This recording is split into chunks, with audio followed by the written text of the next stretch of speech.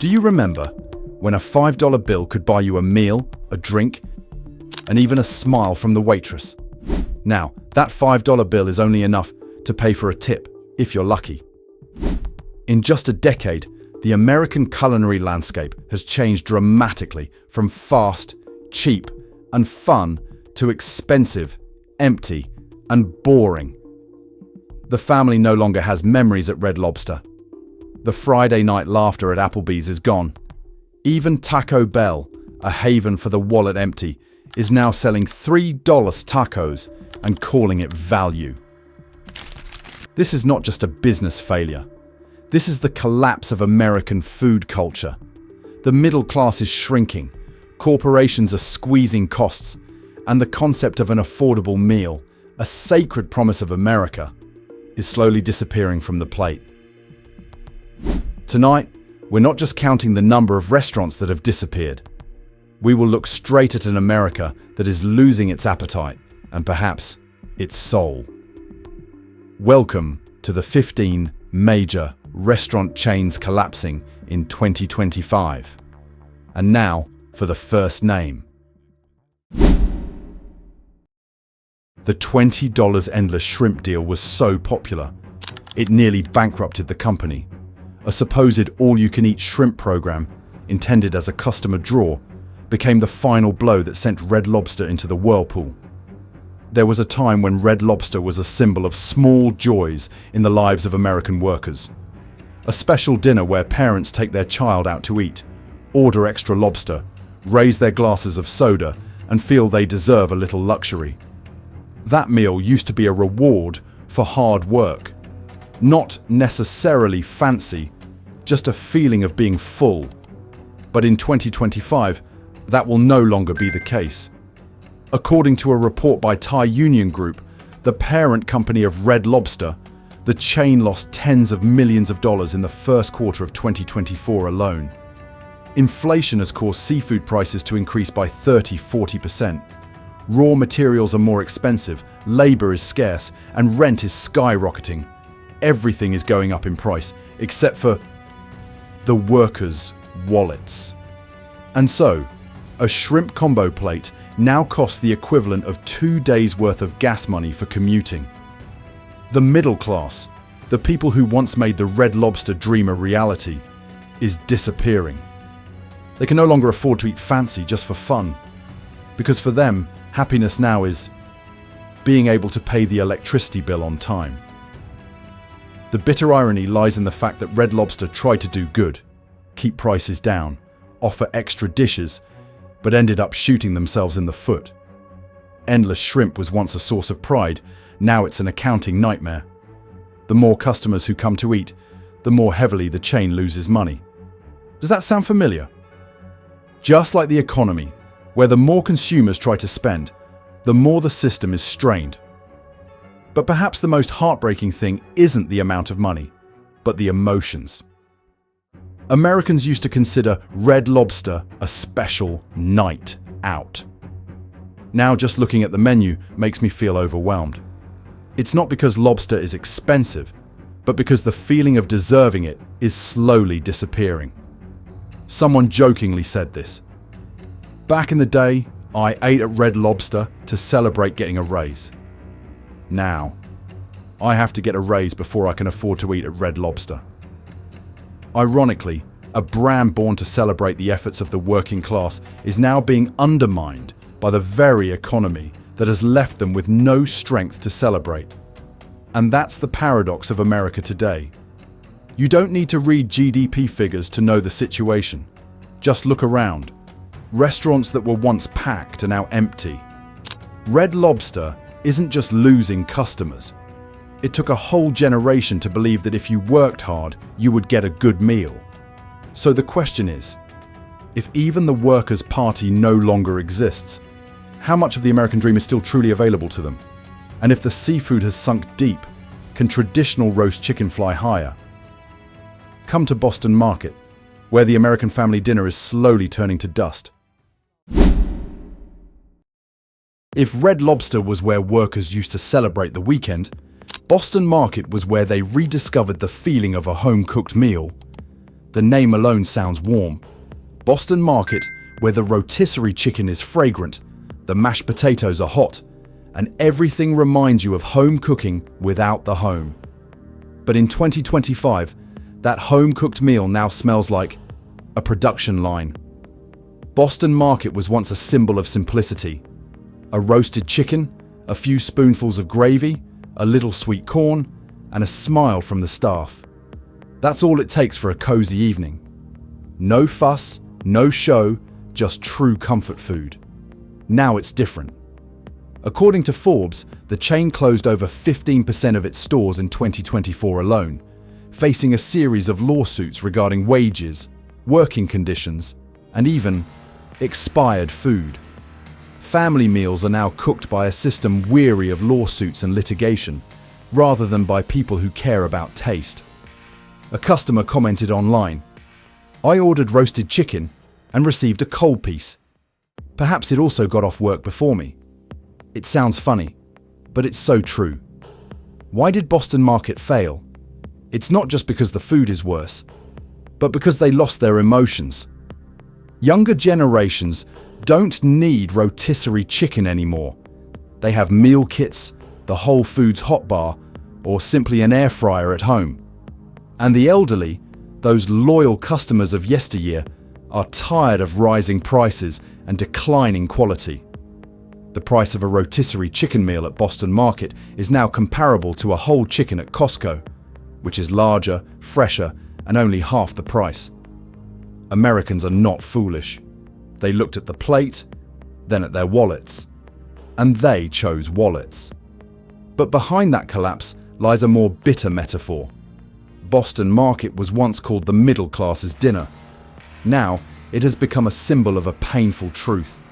Even ordinary dinners are being industrialized, faster, cheaper, and with no sentiment left.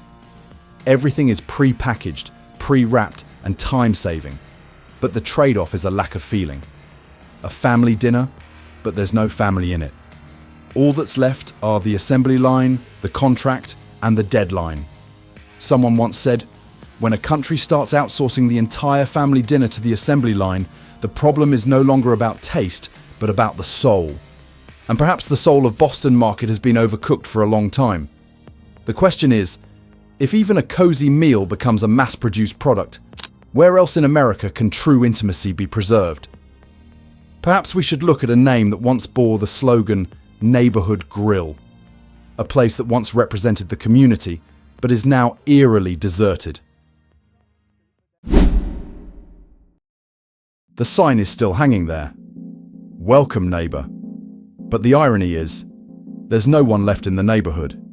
Applebee's was once a symbol of American-style familiarity, where families have dinner after baseball games, colleagues gather on weekends, or young couples share cheap Long Island iced teas. A bar, restaurant, living room for the whole neighborhood. It used to be a true neighborhood grill, not fancy, not cheap, but warm enough to feel like you belong there. But in 2025, this friendly neighbor moved away. According to the CEO of Dine Brands, Applebee's parent company, the chain closed over 46 stores in 2023 alone, and another 30 locations will disappear in 2025. Revenue is down, costs are up, and confidence is waning. Americans are slowly saying goodbye to Applebee's, not with a bang or tears, just a long silence and a Felice sign. The reason is actually very simple. Applebee's is stuck between two worlds. Not cheap enough to compete with fast food, but not special enough to be on par with fine dining. The younger generation chooses fast, cheap, and Instagrammable options. And those who once considered this a weekend gathering spot are now counting every bill. A dinner for two at Applebee's now costs as much as a week's worth of groceries. And when Americans have to choose between eating out and filling up their gas tanks for work, you know which way the choice will lean. But what Applebee's lost wasn't just customers, but the soul of the community. In small towns, Applebee's used to be the only place with lights on after 9 p.m. It's a place where people talk, laugh, and chat. The kind of simple connection that social media can never replace. Applebee's didn't fail because the food was bad. It seems to have failed because society is changing too quickly, and because familiarity has now become a luxury. The question is, if even friendly neighbors can't survive in this era of loneliness, will any brand be able to stand firm when consumer trust is gradually cooling down? Perhaps the answer lies with a man, wearing sunglasses, sprinkling salt like he's performing ballet, and who once made the whole world go crazy over a gold-covered steak. That's Salt Bae when luxury becomes ridiculous. A 24-carat gold-covered steak. Price, $500. And if you want to take a picture with the salt-sprinkling man, sorry, you'll have to wait in line. In 2017, Salt Bae was a global phenomenon. The sunglasses, the stylish salt and pepper arms, and a shrug that made the whole world go crazy. He's not just selling meat, he's selling moments. And the diners, they didn't come to eat, they came to be seen eating. But in 2025, that moment expires. According to the Financial Times, Salt Bae's Nusser Et restaurants in New York, Miami, and Las Vegas lost over 40% of their revenue in just 1 year. Reviews on Yelp and Google are filled with phrases like sky-high prices, rock-bottom service. Diners no longer see art in the salt-sprinkling performance. They only see a show that's gone on for too long. And the gold-covered steak. Beautiful to photograph, difficult to swallow in real life. As Americans grapple with inflation, the cost of living, and gas prices, spending $500 on a piece of meat no longer sounds luxurious, but rather provocative. Salt Bae doesn't just sell expensive food, he sells an illusion that luxury means value. But as society began to awaken, that glamour became a laughingstock. The internet is flooded with comments. Salt Bae sold fantasy. America bought it. Now everyone's asking for a refund. The story of Salt Bae is not just about a restaurant, but about an entire culture of ostentation that is collapsing. The era of eating to show off is over. People now want to eat to feel real. The value is no longer in the gold-covered steak, but in a decent dinner that is worth the value of one's labor. The man who once had the whole world imitating his salt-sprinkling pose is now a symbol of empty ostentation. Perhaps Salt Bae no longer sprinkles salt on food, he sprinkles it on the wounds of our time. The question is America, a country that once celebrated extravagance, beginning to tire of the very ostentation it created? Perhaps that's why Americans are no longer seeking gold, but rather rediscovering the sweetness lost in familiar slices of cheesecake. If Salt Bae is where people flaunt their money, then the Cheesecake Factory used to be where people treated themselves. No need for gold-covered steak. Just a slice of rich cheesecake and the warm yellow glow of the lights is enough to make me feel, I deserve this. But by 2025, that sweetness had melted away, along with the trust of middle-class American customers. The Cheesecake Factory was once a temple of mass abundance, a place where you didn't need to be rich to live like you were for a few hours. The menu is as thick as a novel, with 250 dishes, enough to make you feel full just from reading it, before you even eat. The portions are so large they could feed a whole table, and the desserts are always described as a dream, topped with whipped cream. But now, that dream costs $60 for 2 people, not including tip. And in an economy where gas prices, housing prices, and milk prices are all soaring, Americans are realizing eating cheesecake is no longer a reward. It's a luxury expense. According to the National Restaurant Association, Cheesecake Factory's customer traffic has decreased by over 20% in the past 5 years. Young people choose Chipotle, Panera Bread, or smaller, local restaurants with more Instagram-worthy decor and lower prices.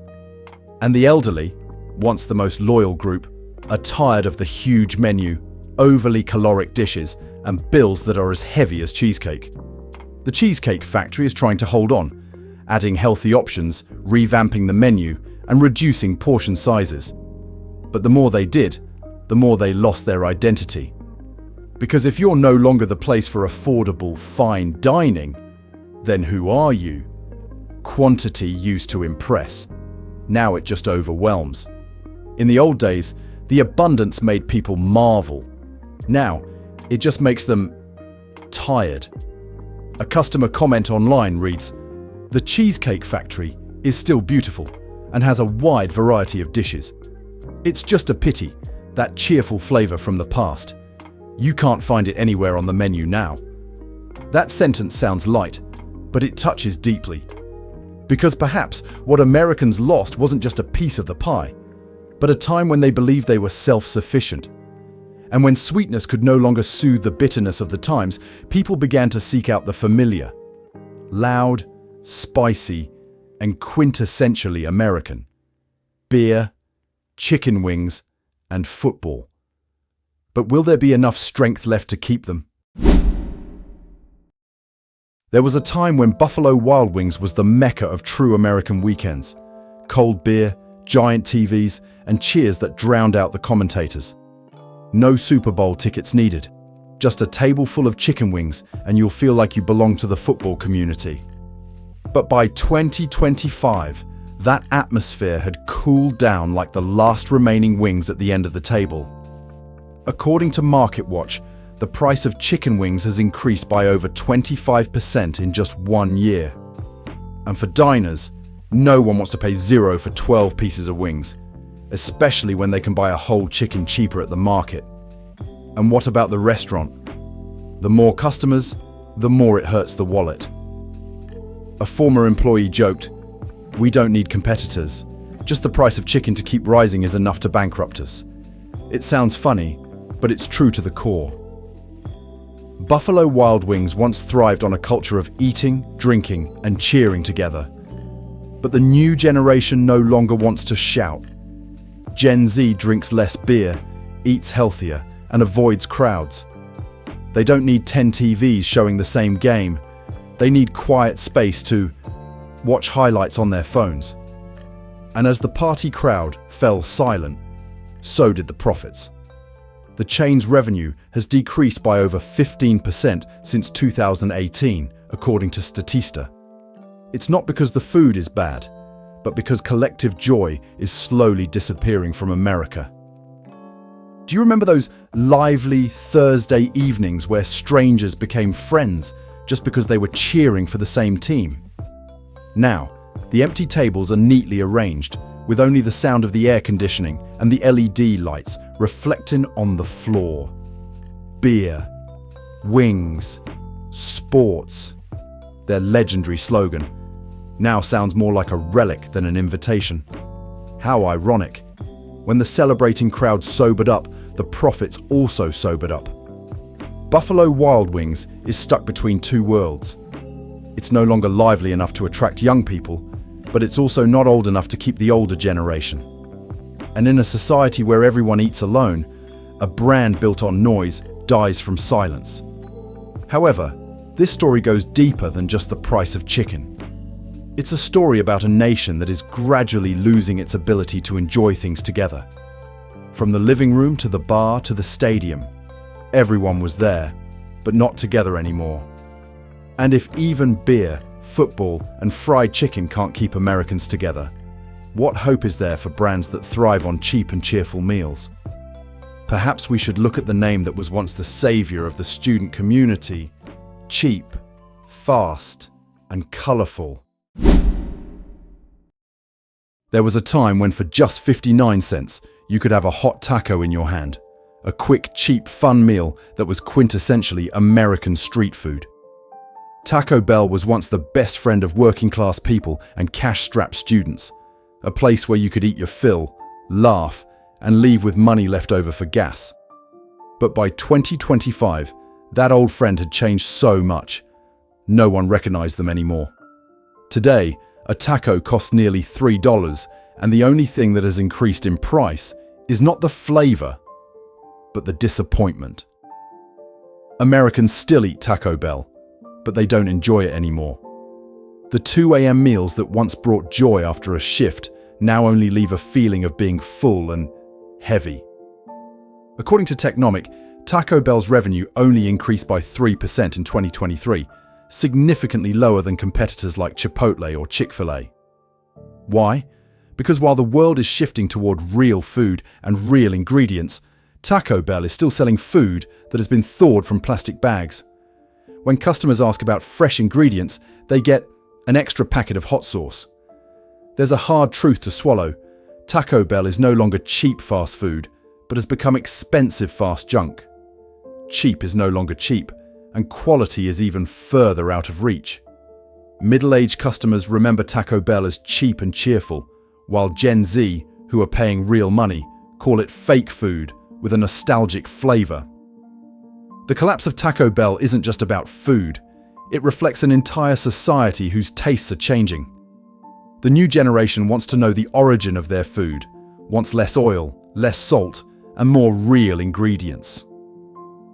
What about Taco Bell?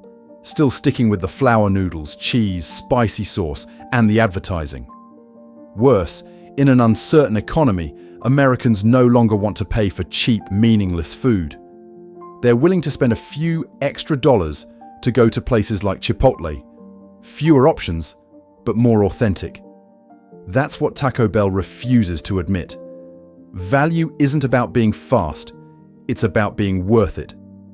And if even the taco, a dish of the common people, has its true flavors stolen, will America's national breakfast retain its old, warm taste? There were mornings that used to start with the smell of butter, the sizzle of pans, and a ridiculously tall stack of pancakes. That's the America of slow Sunday mornings, where families flock to IHOP, order free coffee refills, and no one is in a hurry to go anywhere. Now it's different. The coffee is still there, but the joy has cooled. According to Business Insider, IHOP's average revenue decreased by over 3.6% in 2024, despite a significant increase in menu prices. Why? The prices of flour, eggs, milk, and syrup are all skyrocketing, but customers' salaries are still stagnant. A 2-pancake portion is no longer a happy breakfast, but a luxury served on a plate of nostalgia. Americans don't have time for a long sit-down breakfast anymore. They eat on the go, Starbucks coffee in hand, muffins in their bags, and meeting schedules thicker than butter on pancakes. IHOP still maintains its sit-down breakfast style, but in this era, the slower you are, the easier it is to fail. IHOP was once a place where Americans felt at peace, amidst a country that was constantly on the move. Family photos with pancakes, weekend dates, or breakfast after church, all a part of our collective memories. Now, when you walk into IHOP, there's no longer the rich, buttery smell, just the sound of sliding chairs and the cold, white hospital-like lights. The warm and slow feeling, once the soul of the brand, has disappeared with the fast-paced rhythm of the times. The irony is, IHOP once tried to change. They once changed their name to IHOB to sell burgers. A PR stunt is expected to revive the brand. But the results? The customer laughed and then turned around. Because people don't go to IHOP to eat burgers, they go to escape the burger world. A brand born to represent a cozy breakfast slowly died because it forgot what it existed to do. The decline of IHOP is not just a culinary matter. It's a story about the American pace of life losing its necessary pauses. No one has time for pancakes anymore. No one is talking over their second cup of coffee anymore. We replaced our family breakfast with an email at 8 o'clock. And if American breakfast can't even keep its warmth, will Friday's party, once filled with laughter, cocktails, and golden lights, still be as joyful as its name suggests? Thank God it's Friday. That phrase was once the manifesto of American joy after 5 days of hard work. And now, they still say that. It's just that they say it when they're leaving the restaurant. According to Restaurant Business Online, TGI Fridays has closed over 20% of its stores in the past 3 years. Revenue is declining, costs are rising, customers are aging, and the brand refuses to grow. In a world that's eating organic salads and drinking green juice, Fridays is still living in the era of greasy burgers and disco lights.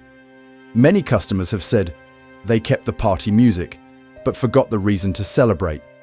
A meal and cocktails for two now costs nearly $50, and the portions are smaller than ever. Meanwhile, small, authentic local bars are flourishing because they have fewer lights, less music, but more soul.